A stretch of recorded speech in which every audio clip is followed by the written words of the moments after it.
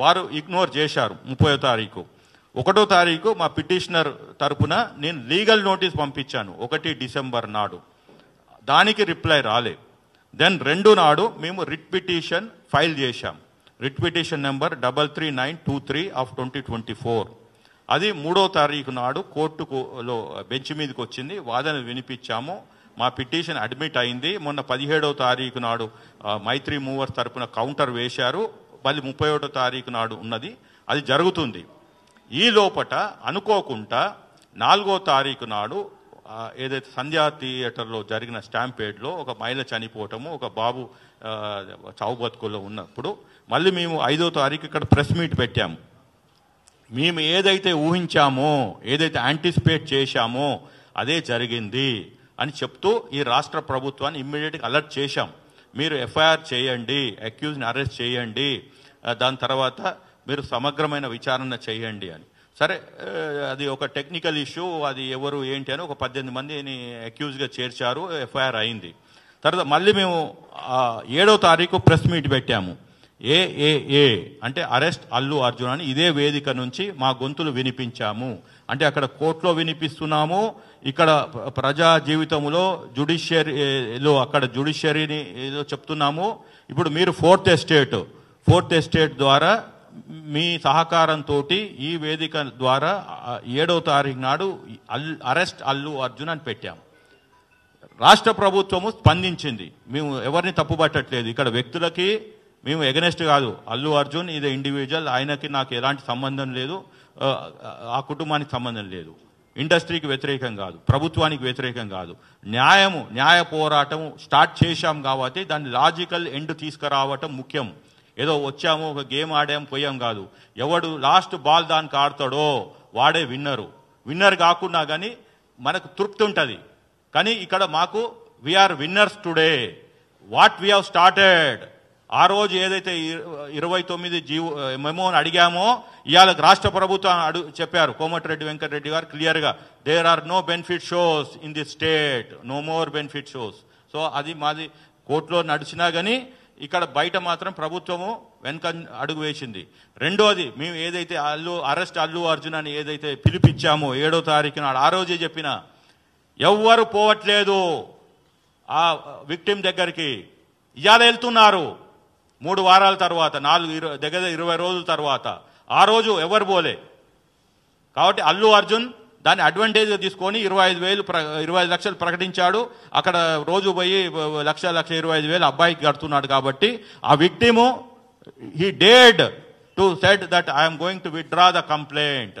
అది మాకు ముందస్తు తెలిసే మళ్ళీ సీనియర్ జర్నలిస్ట్ అయిన సతీష్ కమ్మాల్ మీలో ఒకడైన పర్సను మళ్ళీ నా దగ్గరికి వస్తే ఇంప్లీడ్ పిటిషన్ వేశాము. అది చాలా కష్టము. ఇంప్లీడ్ పిటిషన్ ఇప్పటికి చాలా మందికి అర్థం కావట్లేదు. కానీ మేము ఇంటర్నేషనల్ జ్యూరిస్ప్రుడెన్స్ సైటేషన్స్ చేస్తూ ఇలా విక్టిమ్ దగ్గరికి పోయి డబ్బులు ఇస్తానని వీడియోలు పెట్టాడు. ఇది బ్లడ్ మనీ, మన ఇండియన్ రాజ్యాంగంలో లేదు, మన లీగల్ ఫ్రేమ్లకు లేని దాన్ని బ్లడ్ మనీని తీసుకొచ్చి చేస్తున్నాడు. అంటే ఆ రోజు మమ్మల్ని ఇంప్లీడ్కి పర్మిషన్ ఇచ్చింది కోర్టు. కానీ మేము ఎక్స్పెక్ట్ చేయలే. మేము అనుకున్నది ఏది ఫ్లాష్ పిటిషన్ వాళ్ళు 11వ తారీఖు వేశారు. మేము ఏదైతే 7వ తారీఖు పిలిపించామో అరెస్ట్ అల్లు అర్జున్ అని, అప్పటి నుంచి వాళ్ళ లీగల్ టీం మూవ్ అయింది. 11వ తారీఖు ఫ్లాష్ పిటిషన్ వేశారు. వాళ్ళది క్రిమినల్ పిటిషన్ నెంబర్ 15270 ఆఫ్ 2024లో.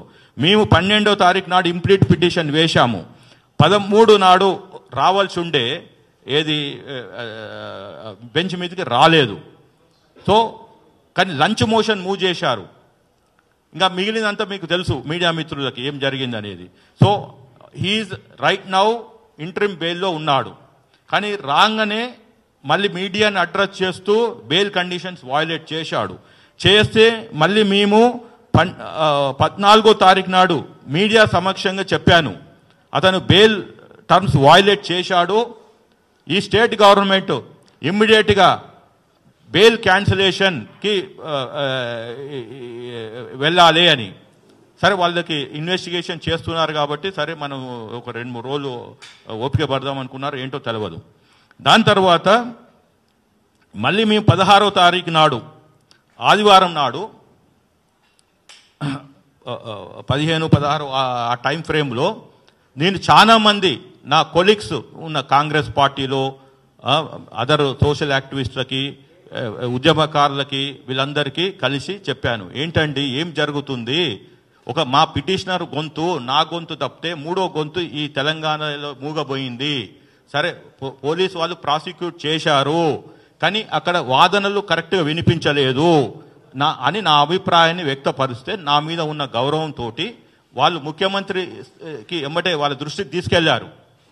అక్కడి నుంచి ప్రభుత్వము సరే ఇది ఒక పోలీసు వాళ్ళు చూసుకుంటున్నారు కదా అని అనుకున్న దాన్ని ముఖ్యమంత్రి గారు ఫైల్ తెప్పించుకొని మొత్తం సమగ్రంగా విచారణ చేస్తే అప్పుడు తేలింది ఏంది అంటే ఇతను ప్రైమ్ అక్యూజ్డ్, మనం టీవీలో చూసింది వేరు, పోలీసుల దగ్గర ఉన్న ఇన్ఫర్మేషన్ వేరు అని చెప్పి అప్పుడు అతను క్లియర్గా ఒక స్టేట్మెంట్ చేశాడు. మీరందరూ చూసుంటారు, 11 నిమిషాల సుదీర్ఘమైన స్టేట్మెంట్. ఒక ముఖ్యమంత్రిగా, లీడర్ ఆఫ్ ద హౌస్గా on record he has brought everything related to this facts of this case. అది ఎవరు? MIM floor leader Akbaruddin Owaisi, who is the senior most in this house. ఆయన ప్రోటామ్ స్పీకర్ కూడా చేశాడు.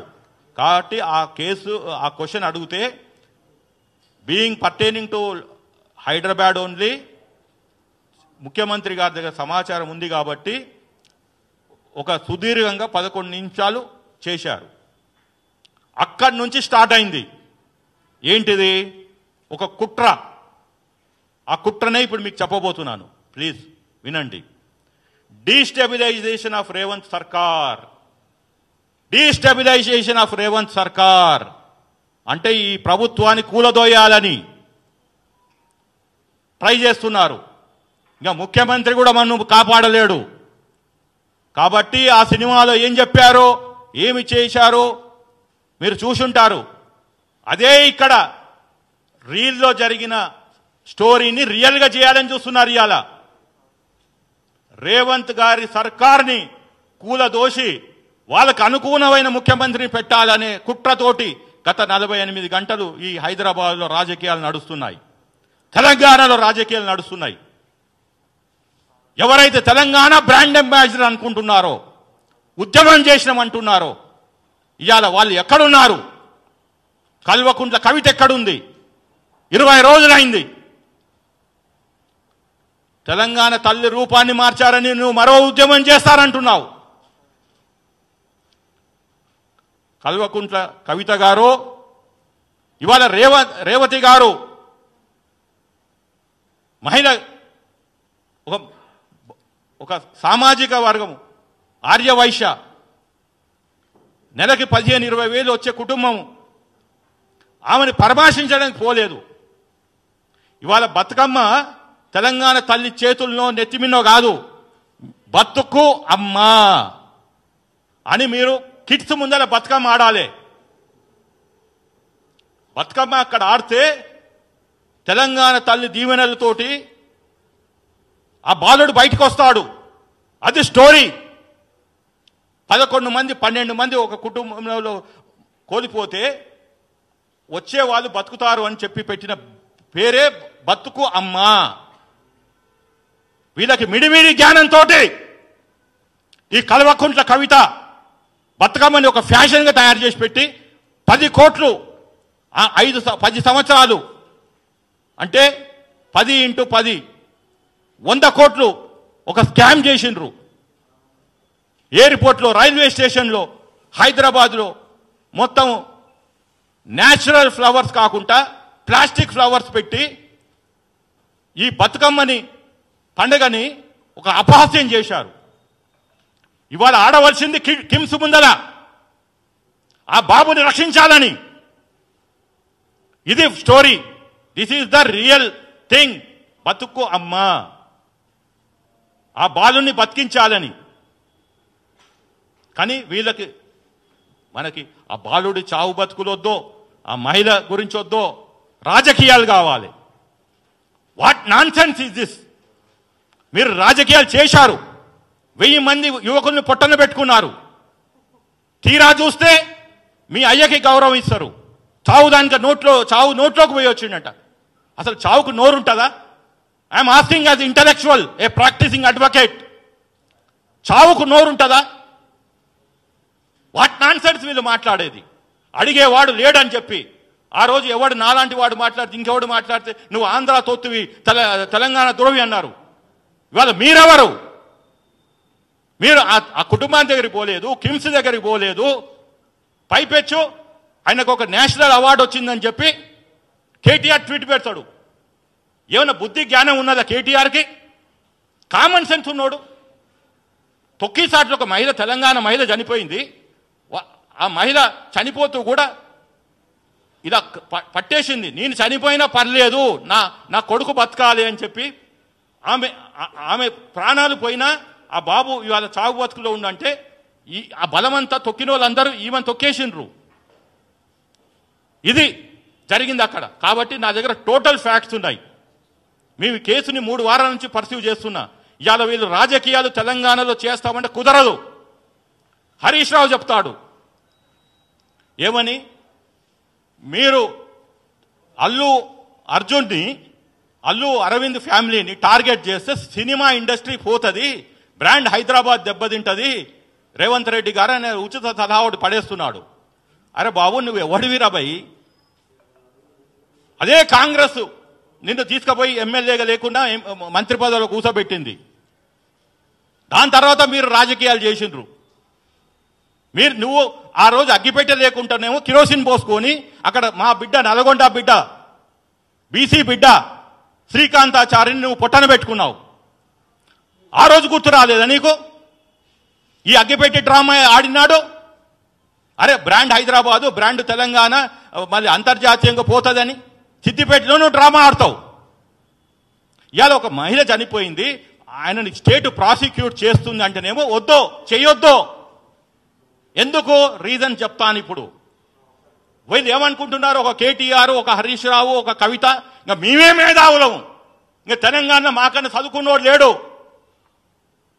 అని మాట్లాడి సెంటిమెంట్ని లేపి ఒక 10 సంవత్సరాలేమో ఉద్యమ టైం అని చెప్పి మొత్తం ఓయూ బ్రాండ్ని దెబ్బతీసి ఒక 10 సంవత్సరాలేమో ఇది గడిల పాలనని తీసుకొచ్చి బంగారు తెలంగాణ ఏదేదో మాట్లాడి ఇవాళ ప్రజలు మేలుకొని ఒక ఆలోచన విధానంగా వాళ్ళని ఇంటికి పంపిస్తే మళ్ళీ కూలదోస్తామని ఎంత రిజల్ట్స్ వచ్చి వారం రోజులు కాదే ప్రమాణ స్వీకారం కాక డిసెంబర్ కూడా, పోయిన డిసెంబర్ ఇదే ఇంకా మేము 30 రోజులు ఈ ప్రభుత్వానికి కూలుస్తాం, 60 రోజులు అని. అరే ఓపిక ఉండదా 10 సంవత్సరాలు? ఇప్పుడు చూడండి రాహుల్ గాంధీ గారు ఎంత విజ్ఞతతోటి 2014 నుంచి 19 నుంచి 24లో కూడా వాళ్ళు ఎన్నడూ మేము ఈ ప్రభుత్వాన్ని కూలో చూస్తాం, ఆ ప్రభుత్వాన్ని కూలో చూస్తాం అని చెప్పలేదే. మీరు వారం రోజులు, నెల రోజులు, సంవత్సరం ఇంట్లో పడుకోలేరా? రండి ఉద్యమం చేద్దాం, రేవతి కుటుంబానికి కంప్లీట్ జస్టిస్ చేద్దాం. రండా కేటీఆర్, హరీష్ రావు, కల్వకుంట్ల కవిత గారు రండి న్యాయం బట్టి. నేనెట్లయితే ఇంప్లీడ్ అయినానో మీరు కూడా రండి. కానీ మీకు అయ్యొద్దో, తెలంగాణ బతుకులొద్దో, తెలంగాణ ప్రజల బాగోగులొద్దో, మీకు ఎప్పుడు రాజకీయాలు కావాలి. రాజకీయాలకి ఏంది? డబ్బులు వస్తాయి. మీ ఇంట్లో పొయ్యి నడవాలి. పొయ్యి ఎట్లా నడవాలి అంటే ఈ ఒకటి బీజేపీతో టైఅప్ కావాలి, లేకుంటే ఈ ప్రభుత్వాన్ని కూలదోసే ఆంధ్ర పాలకులతో టైఅప్ కావాలి. ఇవాళ క్లియర్, వీళ్ళకి నరేందర్ దామోదర్ దాస్ మోడీ, అమిత్ షా అండదండలతోటే ఇవాళ ఎవరు పోలేదు, కిమ్స్కు పోలేదు, భాస్కర్ దగ్గరికి పోలేదు. ఎందుకు అంటే ఈ ప్రభుత్వాన్ని కూలదొయ్యాలి. So my revelation and the sensation is going to happen in next 48 hours. మనం అందరం రేపటి నుంచి క్రిస్మస్ పండుగలకు వెళ్తాము, న్యూ ఇయర్కి వెళ్తాము. అక్కడ అండర్ గ్రౌండ్గా బ్యాక్గ్రౌండ్ ఛానల్స్ నడుస్తున్నాయి. 48 గంటల్లో ఈ ప్రభుత్వము ఏదో ఒక అల్లకల్లోలం చేసి, మొన్న చేశారు ఓయూజేఏసీ అని, వాళ్ళు ఇంటి మీద దాడి అని, అది రాంగ్. ఓయూజేఏసీ చేయలే, వాళ్ళే డ్రామా ఆడి ఒక law and order problem create చేసి ఈ రాష్ట్రంలో ప్రెసిడెంట్ రూల్ పెట్టాలి అనే కుట్ర. అల్లు అర్జున్ని రక్షించడం ఒకటి, తర్వాత కేటీఆర్ని రక్షించుకోవటం. ఇప్పుడు అతను కూడా కోర్టు ఆర్డర్ మీద ఉన్నాడు. 27 నాడు మేము కేసు వింటాము, 30వ తారీఖు కనుక నాట్ టు అరెస్ట్ అనే ఒక లైన్ మీద ఉన్నాడు. ఎప్పుడైతే 30వ తారీఖు వస్తుందో తీసుకుపోయి 31కో 1వ తారీఖు జైల్లో పడేస్తారని భయం. సో కేసీఆర్ అతను ఇంకొకడు. ఇప్పుడు అతను ఫామ్ హౌస్లో ఉండు రెస్ట్ తీసుకుంటున్నాడు, రెస్ట్ మోడ్లో లేడు. He is the most active person in Telangana. Telangana పాలిటిక్స్లో ఎవరన్నా ఉన్నారు అంటే కనిపించకుండా సైలెంట్ స్ట్రాటజీగా ఆయన పనులను చేసుకుంటున్నాడు. నాకున్న సమాచారం ప్రకారము బీజేపీ బీఆర్ఎస్ ఒకటయ్యి ఒక 10-15 మంది ఎమ్మెల్యేలు తక్కువ పడితే వాళ్ళని ఎలా కొనాలి, వాళ్ళని ఎలా తీసుకురావాలి, ఎవరు ఏంది అనే ఒక సర్చ్, ఒక కొనుక్కోవటానికి దుకాణం ఓపెన్ చేసి పెట్టారు. వాళ్ళకి నథింగ్. 20 కోట్లు పర్ పర్సన్ ఇచ్చేస్తే 200 కోట్లు 250 కోట్లు మావి కావనుకుంటే అల్లు అర్జున్ బయటపడతాడు, కేటీఆర్ బయటపడతాడు, కేసీఆర్ బయటపడతాడు. మళ్ళీ ఇక్కడ కూటమి ప్రభుత్వం ఎట్లయితే పక్క రాష్ట్రంలో కూటమి ఉందో మళ్ళీ అందరూ ఒకటైతారు. అక్కడ ఆల్రెడీ బీజేపీ టీడీపీ ఏదైతే అనుకోకుండా అక్కడ జరిగిన ఏదైతే పరిణామాలు ఉన్నాయో అట్లా ఇక్కడ కూడా BJP BRS with the influence of